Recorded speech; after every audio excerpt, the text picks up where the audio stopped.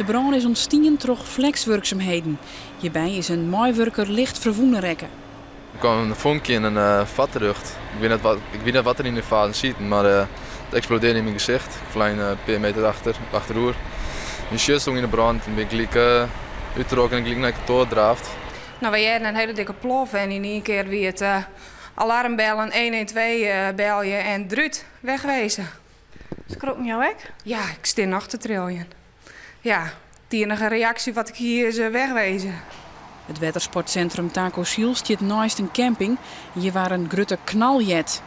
Wir haben gesessen, gefrühstückt und dann haben wir eine Explosion gehört, einen ganz lauten Knall. Und dann habe ich geguckt, erst war nichts und dann kam schwarzer Qualm und das waren ein paar Minuten nur. Und dann war alles schwarz, ganz voll Qualm und man sah das Feuer und innerhalb von ein paar Minuten hat alles gebrannt, stand alles in Flammen. De wind is zuidwest en die gaat over het water heen, maar recht ook een stukje van camping de Brekken. En daar hebben de mensen gauw mogelijk waarschuwen. Ga alsjeblieft uit je tent waaien en probeer boven winst te komen om net in die reek te zitten. Maar de eerste metingen zijn dat er geen gevaarlijke stoffen in zitten.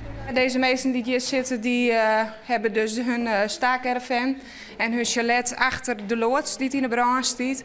Dus die hebben hier nou maar even een bakje koffie aanboden. Het is nog net duidelijk hoe groot de skeerkrek is. Op het stuit van de brand wienen ongeveer 8 boorden in de loodsen.